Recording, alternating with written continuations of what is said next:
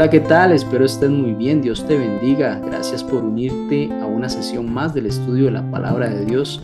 Ya lección número 10 para este trimestre. Nos acercamos al fin de este estudio. El título para esta semana es Sobre quiénes ha llegado el fin.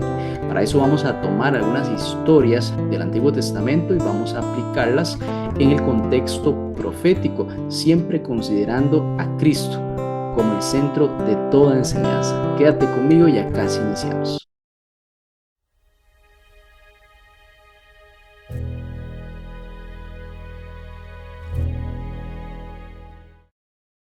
Bien, gracias por acompañarme. Iniciemos con una oración.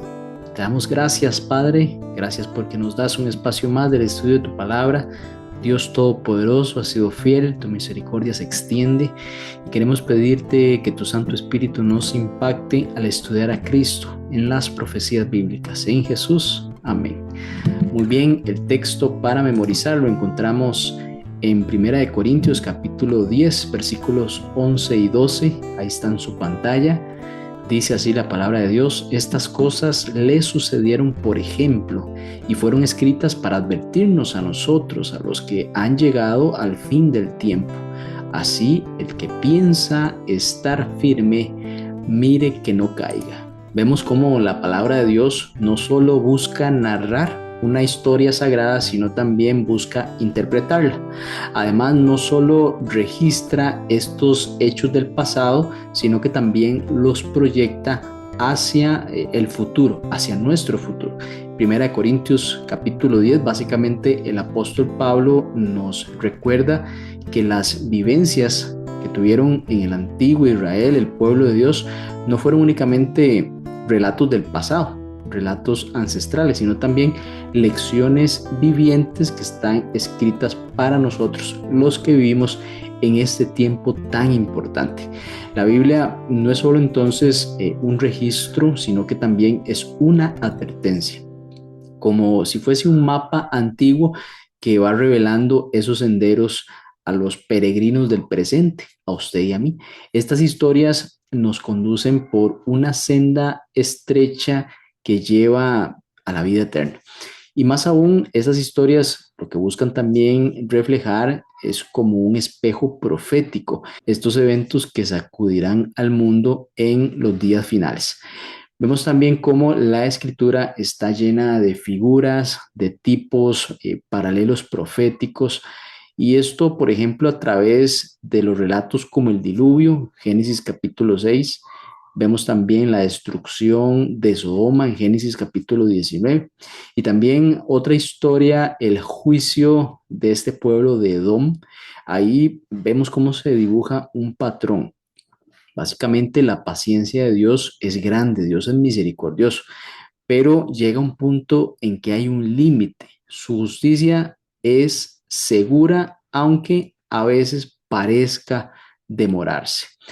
Recordemos las palabras de Cristo al darnos advertencias fundándose en eventos del pasado. Mateo capítulo 24, versículo 37 dice: como en los días de Noé, así será la venida del Hijo del Hombre. Entendemos entonces como cada uno de estos relatos, desde la caída de Babilonia hasta ese clamor de los mártires en Apocalipsis capítulo 6, versículos 9 al 11, lo que prefigura son realidades escatológicas que se van a cumplir con una precisión profética. Vemos también cómo estos pasajes no son simplemente unas advertencias morales de cómo debemos de comportarnos los seres humanos, sino también piezas de rompecabezas proféticos que tienen como a Cristo en el centro o como el eje. Y vemos cómo estas historias en ese andamiaje de la profecía, Dios, y sin violar la libertad humana, va tejiendo esos designios a través del tiempo. Si la profecía va desarrollándose a través de la historia y entendemos cómo Dios está al control de todo. Vemos cómo no solo Dios pues conoce el futuro, sino también lo guía con misericordia y justicia para su pueblo. También, si algo a nosotros nos debe de quedar claro al estudiar los eventos del fin, al estudiar estas narrativas bajo un contexto profético, es que Cristo está en el centro de todo. Así pues, nosotros no estudiamos Apocalipsis para tener mapas, sino para conocer al Cordero, el Cordero de Dios que quita el pecado del mundo. Nosotros no analizamos Daniel solo por las fechas que ahí aparece, sino para ver al Hijo del Hombre que está intercediendo por nosotros en este juicio, según Daniel capítulo 7 y versículos 13 al 14. La verdad presente siempre es Cristo mismo y es revelado en el contexto de la crisis final también. Y basado en esa verdad presente que siempre va a ser Cristo en la escritura, podemos hacernos la pregunta, ¿estamos leyendo la Biblia únicamente como una historia antigua o estamos viendo allí un mensaje urgente para nuestra vida? Podemos reconocer a Cristo que es el centro de cada página profética o únicamente estamos estudiando simbolismos tratando de aplicarlos a la historia. ¿Qué piensas acerca de esto? Es importante que tengamos claro que el tiempo del fin no es algo por venir, sino que ya es algo que ha comenzado. Y si el fin está sobre nosotros, es tiempo de volver al principio. El principio es Cristo, el presente es Cristo y el futuro es Cristo. Así que vamos a adentrarnos en estas historias y en esta aplicación, buscando siempre que Cristo sea el centro de la enseñanza.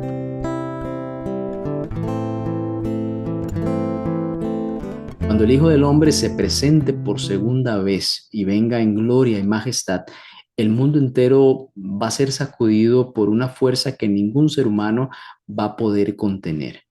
Estos elementos se van a desatar. Dice la palabra que el cielo se enrollará como si fuera un pergamino y entonces los poderosos de la tierra van a temblar. Y ese día no van a haber preguntas ingenuas como por ejemplo, ¿qué está pasando? Sino más bien de un reconocimiento que es solemne, porque la ira del Cordero ha llegado. ¿Cómo es posible que Cristo, el que derramó su sangre por amor para usted, para mí, ahora venga con ira? Apocalipsis capítulo 6, versículo 12 al 17, los pasajes nos describen básicamente un cataclismo final, una crisis, podemos decirle una crisis cósmica.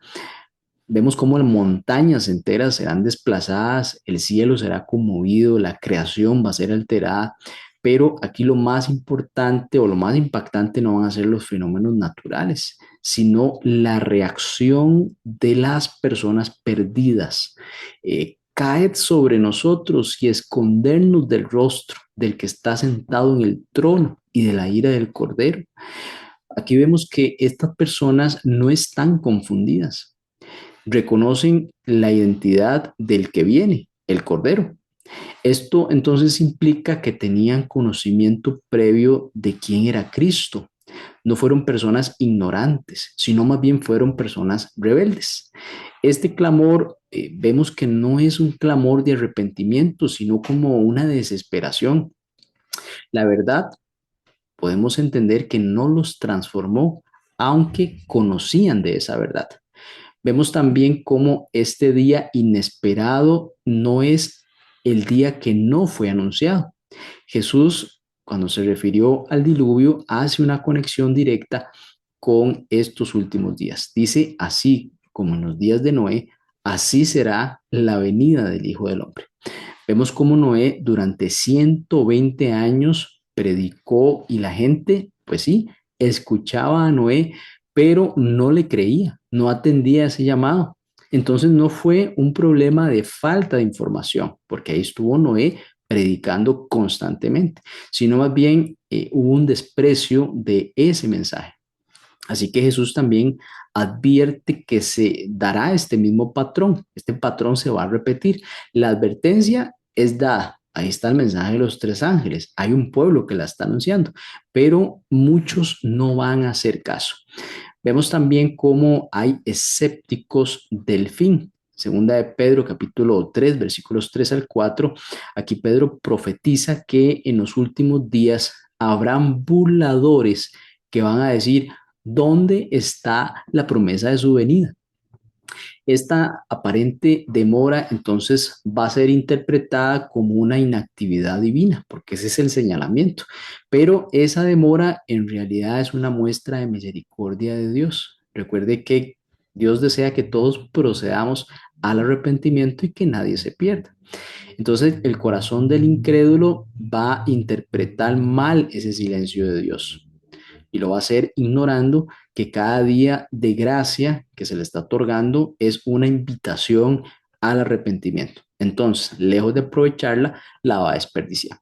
Aquí hay una pregunta sumamente solemne. Dice, ¿quién podrá estar de pie? Apocalipsis capítulo 6 lanza esta pregunta que se la plantea a cada ser humano. ¿Quién podrá estar en pie?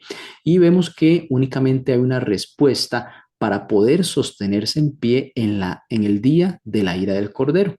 Dice Apocalipsis capítulo 7, versículo 14, los que han lavado sus ropas y las han emblanquecido en la sangre del Cordero. Entonces, este Cordero que está airado no es un ser contradictorio, es decir, su ira no es como la nuestra, porque él fue el mismo que fue llevado al matadero y que guardó silencio por amor a usted y a mí.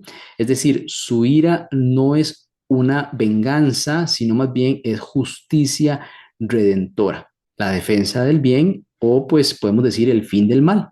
Lo que vemos en el gran día de la ira del Cordero es el clímax de su misericordia que fue rechazada. Y así que la aparente demora del Señor no es un retraso en el reloj profético, sino más bien es un acto de gracia. Pero ese retraso y ese acto de gracia no va a durar para siempre.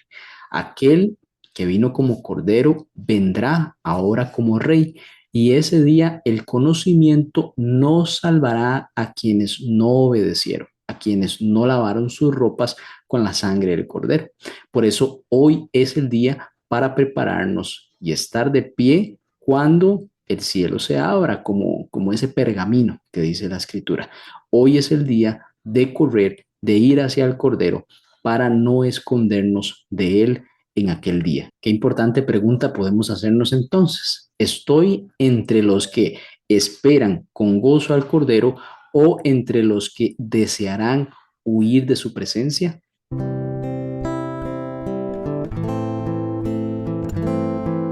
Mateo capítulo 24, versículo 37 nos dice, como fue en los días de Noé, así será la venida del Hijo del Hombre.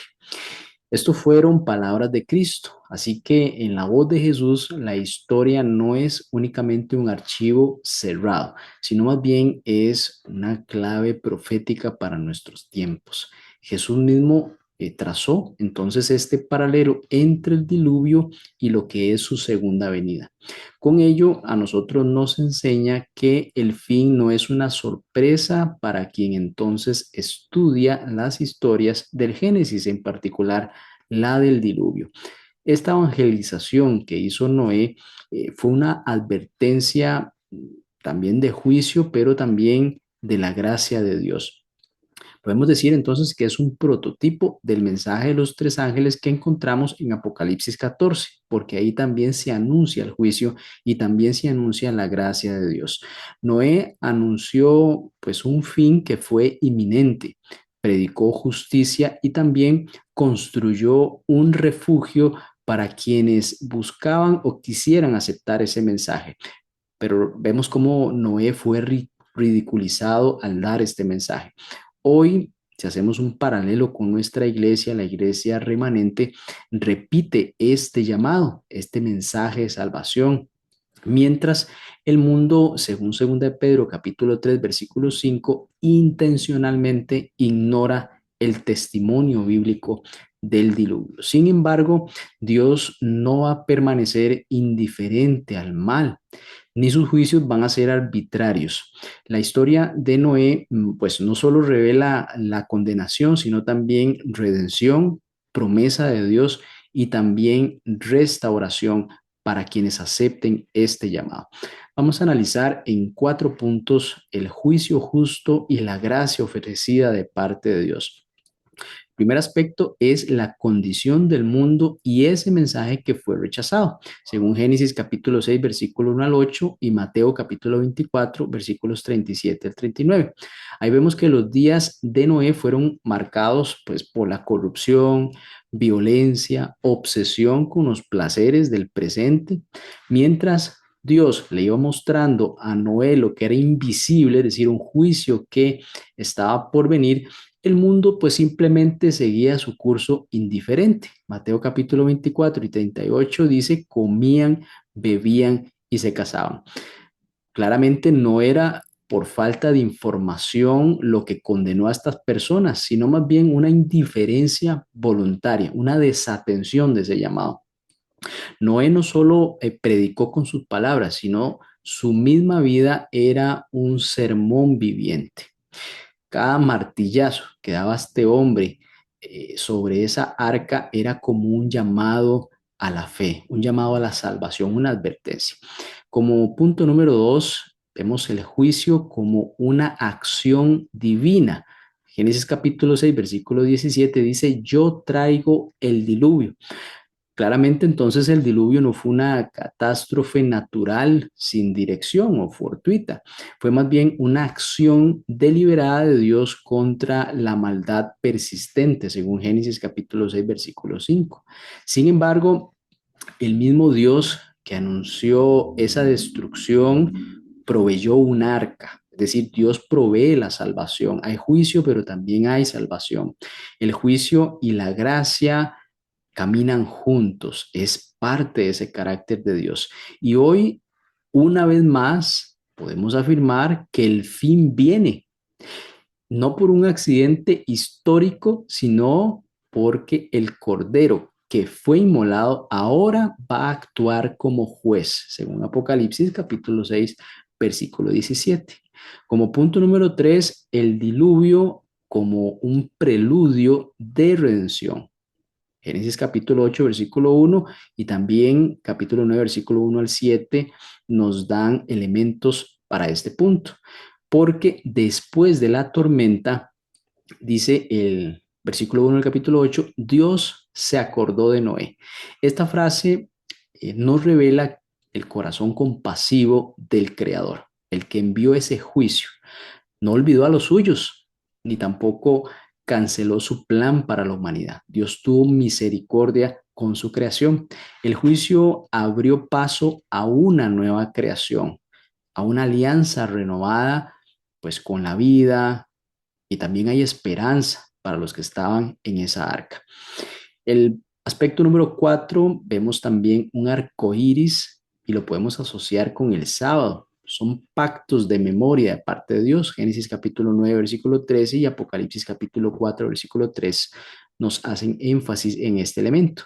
Este arco iris no solo marca el fin de una tormenta, es decir, de un momento oscuro, de un momento difícil, sino también el inicio de una promesa perpetua.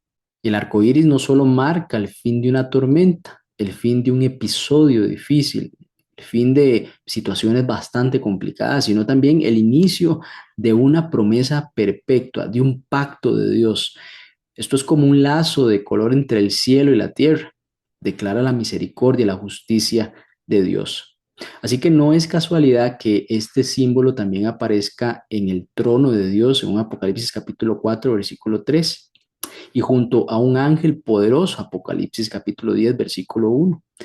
En el contexto de este último mensaje profético vemos esta figura. El arco iris se conecta definitivamente con el sábado. Ambos son memoriales de la creación, pero también de reposo y también de redención. Uno se ve en el cielo, el otro se vive en el tiempo. Como cierre de esta lección, es importante predicar antes que se cierre esa puerta de la gracia. Vemos cómo la experiencia de Noé nos enseña que la fidelidad no siempre se mide en resultados visibles, sino más bien en una obediencia constante. La puerta del arca llegó un momento en que se cerró, no cuando el pueblo cambió, lamentablemente, sino cuando el tiempo terminó, es decir, el tiempo que Dios había establecido para estas personas. Así también va a ser el fin del tiempo de la gracia. Va a ser inesperado para el mundo porque va a estar en sus afanes, pero no para quienes vigilan y predican. Por eso Jesús nos llama a evangelizar, no por unos resultados inmediatos, muchas veces cuesta, sino porque la verdad debe ser anunciada. Es el tiempo de anunciar la verdad. aunque ésta no sea aceptada, aunque los que la anuncien sean ridiculizados como lo fue Noé. Juan capítulo 4, versículo 36 dice, el que recoge fruto recibe salario y recoge para vida eterna, para que el que siembra y el que ciega se regocijen juntos. La evangelización entonces no es solo una tarea para multitudes, es una misión personal, una misión suya y mía, como la de Noé, un solo hombre, cuyo mayor logro pues fue salvar a su familia. Y así como en un mundo que ridiculiza el mensaje bíblico, eso es común verlo, nuestra perseverancia, fe y testimonios silenciosos serán evidencias en el juicio.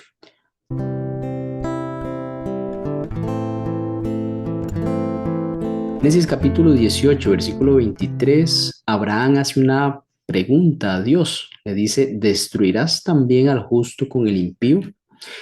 Vemos que hay un juicio que nace del amor de Dios, pero también hay una súplica que nace de la fe. Vamos a evaluar esto.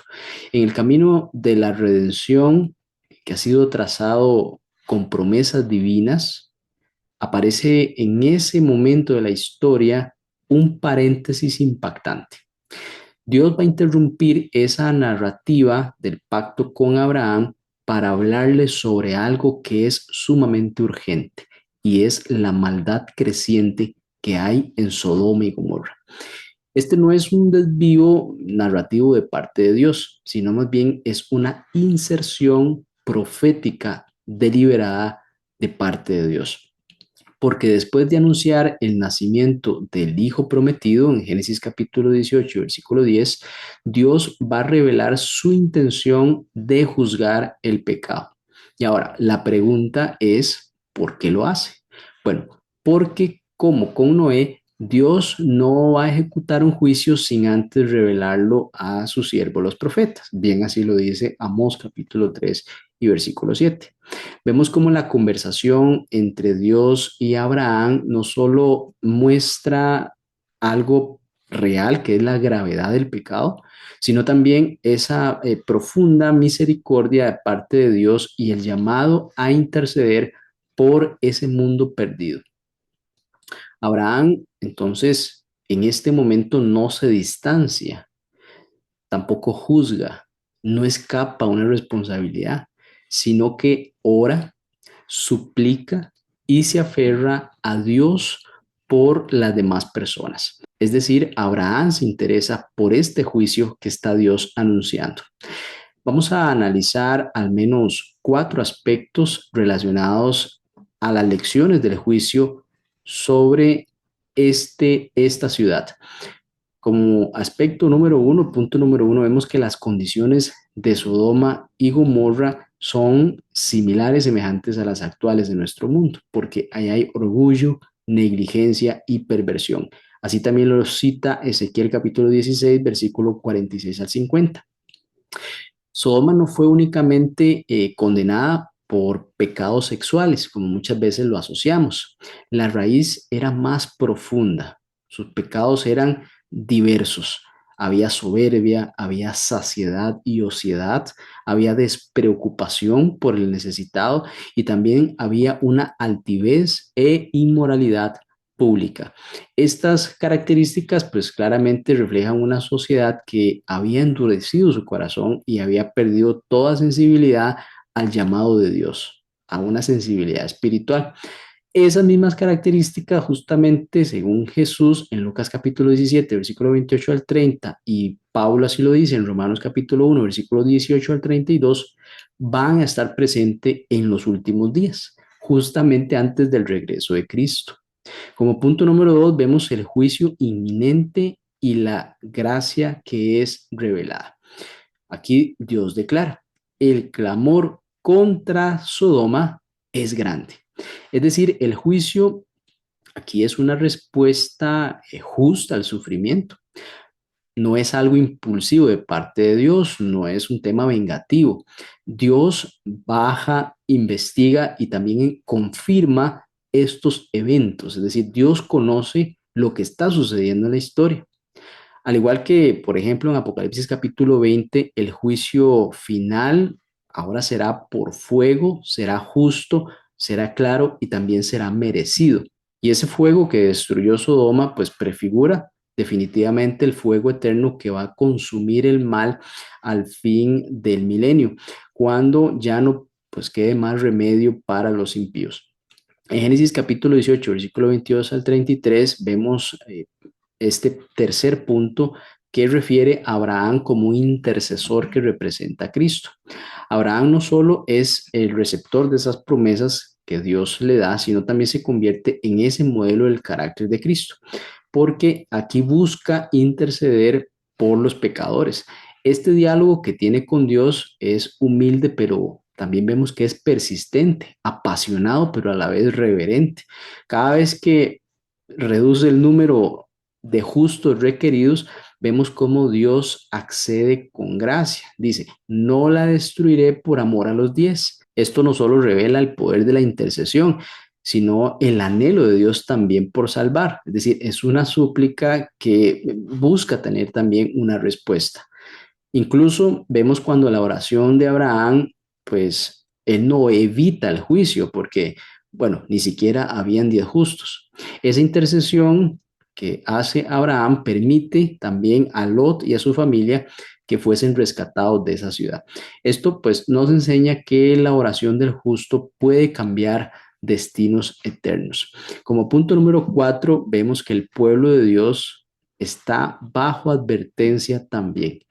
Podemos utilizar como referencia Ezequiel capítulo 16, versículo 47 y Romanos capítulo 2, versículo 1 al 4.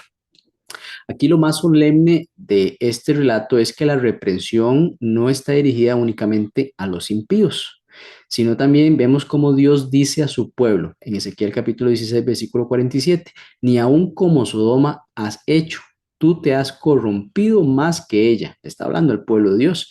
Esta advertencia entonces muestra que el conocimiento de la verdad no es una garantía contra el pecado, sino que implica más bien mayor responsabilidad. Recordemos la historia de David, cómo Natán utilizó pues relato impactante para despertarlo. Dice, tú eres ese hombre, es decir, lo señala directamente, no otro, sino tú, rey David.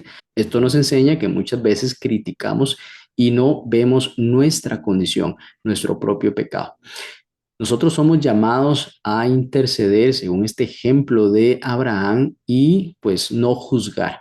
La historia de Sodoma pues no solo habla de ese fuego de juicio, sino también habla de la misericordia de un Dios que busca razones para no destruir. Es decir, Dios no quiere la destrucción del pecador. Él busca que el pecador se arrepienta y obtenga la salvación. Claramente el verdadero remanente, el de los últimos días, será como Abraham. Van a tener las siguientes características: estarán informados, serán sensibles, también serán intercesores. Mientras ese juicio se acerca de parte de Dios, Dios nos llama no a escondernos, sino a hacerle frente como lo hizo Abraham, a suplicar, a evangelizar y también mostrar ese carácter de Cristo.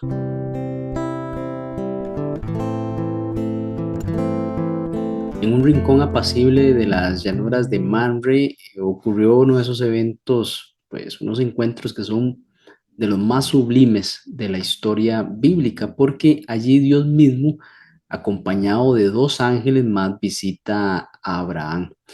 No solo lo visita para confirmar el nacimiento de su hijo prometido, sino también para abrir su corazón respecto al juicio que se iba a avecinar sobre Sodoma. Este episodio nos revela un rasgo que es distintivo del carácter de Dios. Es la disposición a compartir sus propósitos con los seres humanos antes de ejecutar. Aunque Dios es soberano, realmente no tiene por qué rendir cuentas. Él decide revelar sus planes. A él le gusta conversar y permitir que sus acciones también sean entendidas y evaluadas, porque Dios es un Dios justo y de razón. Esto pues no lo disminuye como juez, sino más bien lo exalta como un Dios que ama la verdad, ama también la justicia y ama también el diálogo sincero. Podemos analizar tres aspectos importantes relacionados a este encuentro. Dios revela, no impone. Génesis capítulo 18, versículo 17 al 19 y Amós capítulo 3, versículo 7. Aquí Dios le dice a Abraham, ¿encubriré yo a Abraham lo que voy a hacer? Esta pregunta no es una pregunta retórica, más bien es una declaración de intención de parte de Dios para con Abraham. Al igual que con Noé antes del diluvio, aquí vemos que Dios muestra que sus juicios no son secretos oscuros, sino más bien decisiones reveladas a los fieles. Este principio definitivamente es fundamental para entender la naturaleza del juicio divino, porque es transparente, justo y también es plenamente comunicado. Los siervos de Dios en los últimos días, representados en los mensajes de los tres ángeles, tienen también esta responsabilidad de anunciar lo que se avecina. Podemos estudiar Apocalipsis capítulo 14, del 6 en adelante. Abraham, como segundo aspecto, vemos que intercede, pero también examina. En la oración que Abraham hace, él no solo suplica, sino también examina el carácter de Dios. Lejos de ti hacer tal cosa, el juez de toda la tierra no hará lo que es justo. Esto, pues, no es una confrontación arrogante parte de Abraham, sino más bien es una intercesión apasionada basada en el conocimiento íntimo que Abraham tiene de Dios, de ese Dios al que él sirve. Aquí vemos que Abraham no le pide a Dios que suspenda el juicio, sino más bien él confirma que su juicio será justo y que el justo no será destruido con el impío.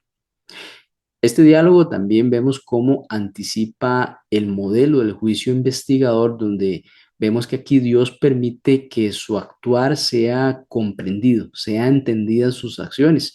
Esto antes de ejecutar ese juicio divino. Apocalipsis capítulo 20, versículo 4. Vemos también como tercer punto, hay 1000 años para comprender ese juicio abierto del milenio.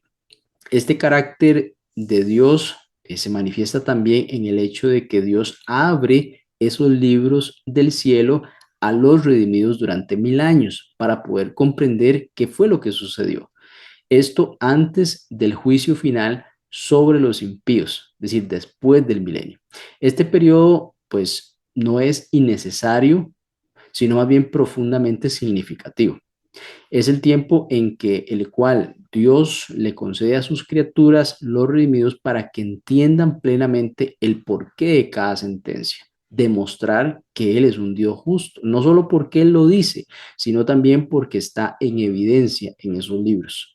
Es un juicio que no se basa en imposiciones, sino más bien en evidencia. Así pues vemos que todo el universo verá que Dios es juez de toda la tierra, pero también ha actuado con justicia perfecta.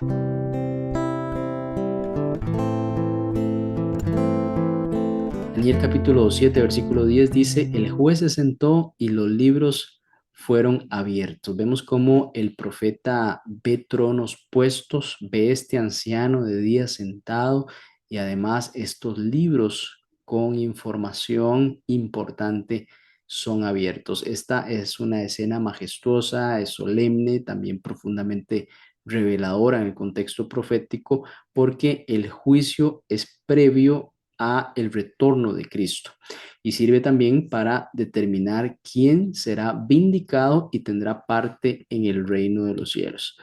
Este juicio no se basa en suposiciones ni tampoco en favoritismos. Está básicamente fundamentado en registros que han sido detallados en estos libros, justamente.